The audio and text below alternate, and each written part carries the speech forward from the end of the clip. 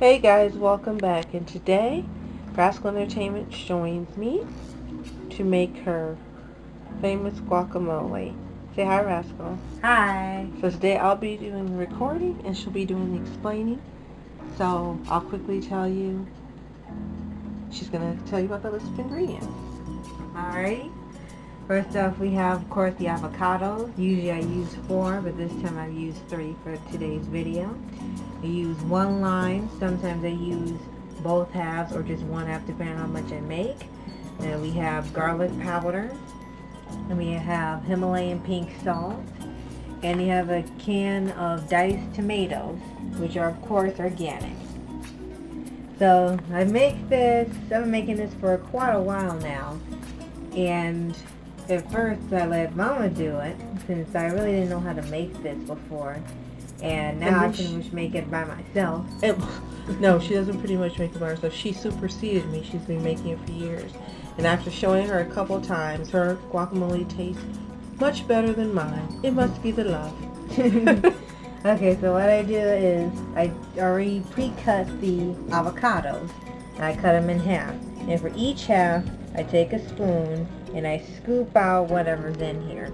The one that has the, without the pit, just scoop out. And then with the pit, I just kind of either squeeze around it and take out the pit in there. And then just do the same thing as I did with the other one. And then I do this for each avocado before I add anything else to it. Now these are a little ripe, but it's going to taste great just as well. And if you think that an avocado looks like this may be a little too ripe for you, then don't throw it away. Take it and freeze it and use it in smoothies. Just cut it into thirds, throw it in a bag, and it makes an excellent smoothie ingredient. When you blend it, you won't know the difference. It tastes just as good. Right, it's absolutely delicious in the smoothie. You want to put it over here so they can see how you scoop the avocado out? Oh yeah, sure thing. Okay. On the last one now, it's getting a little sticky. They will notice that you might have some issues with some of the avocados, like they'll probably stick to each other even if you cut it cleanly. It's kind of weird, but they're still good. They'll just probably be a little different than usual. Alright, now we're on the last one. I just choose to squeeze the pit out, or you can use a spoon to scoop it out if you think that's safer. This is what I usually do. Alright, now all that's in there.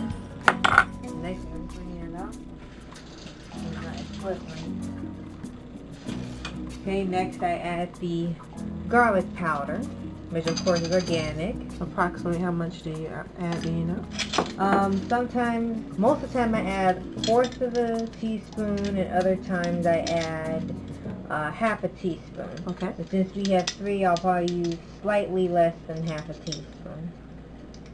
And make sure that you've adjusted it. This is pretty much enough whether you have 3 or 4 avocados. Okay. Then you can dump it in one place, or you can sprinkle it all around. Either way, it'll still taste great. Then you can put that garlic away when you're ready. You can also use fresh.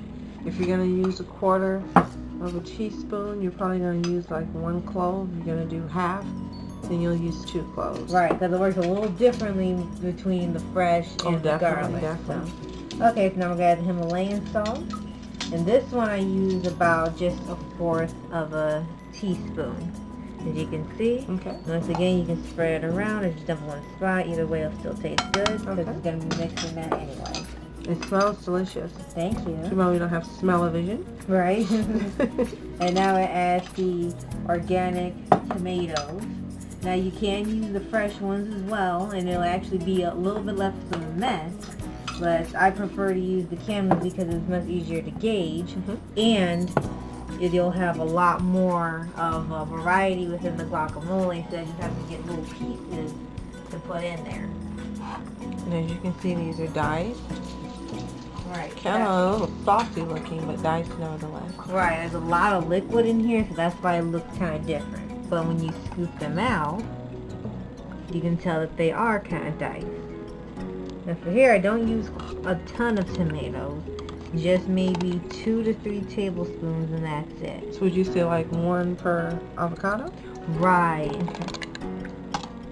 make sure you get a good scoop amount. If it falls back in, don't worry about it. Just try again. And there you go. And then make sure you put away the tomatoes in a container for safekeeping if you want to make another batch of guacamole for another dish. Now, last thing I put in here is either one whole lime or just one half. And I have to use these little tongs to squeeze them because unfortunately my hands are not strong enough to squeeze it on its own. Dun-da-da.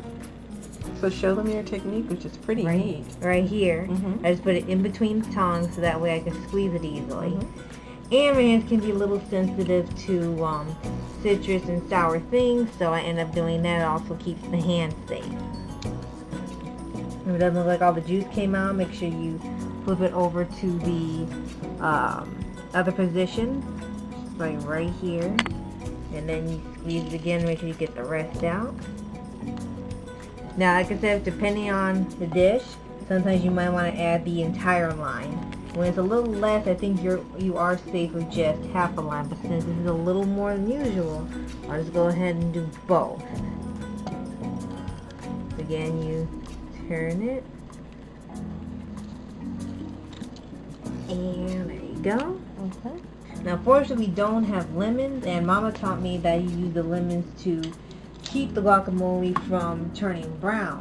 It doesn't mean anything wrong with it. It just will stay looking green with the lemon in it. We also have a little tip for you. After you make the guacamole, you can place a couple of slices of onion on top of it. Mm-hmm. But don't mix it in and close the lid, and it will keep your avocado from turning brown. Okay.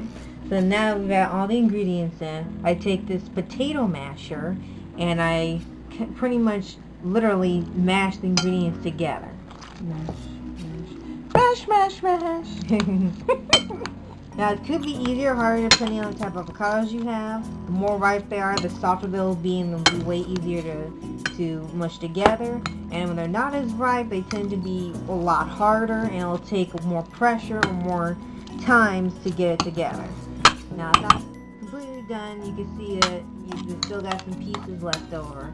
You can take the spoon and you can chop up whatever that the masher didn't get and just keep mixing it together. And then return to mashing it. Do as many times as you believe is necessary. Just don't do it till it's soup, because then it won't be as appetizing. That's true. I don't worry about it. That's just a little video alarm we got, but it's no big deal. Alright, so you can see that how it looks. And it's mixed up. Take the spoon again and you just adjust it like that. Sometimes there's going to be little bitty pieces of avocado that didn't quite get mushed up, which is fine depending on how you want it. If you want it goopy like in the store, or if you just rather have it like that, it's up to you. And that's pretty much it. And then of course you get your tortilla chips or your tortillas, and or you can even add it to like a topping for crackers. And we like to put it away in these little containers. In a simple Rubbermaid container. Right. And then you just take the bowl, have the container underneath, take your spoon, and be very careful because it can slip out because there's a lot of guac, so it's easy for it to slip out. So just make sure you have it over the bowl and you scrape everything out. I always make sure I get everything, just like when I make cookie batter or brownie batter. Make sure you get everything out. You can adjust it to make sure it fits on the container. And there you have it. There you go.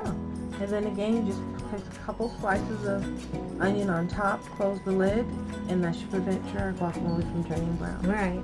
So thank you, Rascal, for your guest appearance on the SOFHAB channel, making your famous guacamole. Oh, you're welcome. Hope you guys enjoyed this when you try it. Yes, leave her comments below. And let us know if you want a guest appearance, want her to make a guest appearance, to make her fantastic, delicious chocolate chip cookies she makes from scratch. Some of the best cookies that I've had, and anyone who tastes them says that she should sell them. So, I'll see you next time when I make my decadent chocolate truffles. Ooh, it's going to be good. See you next time. Bye now. Later.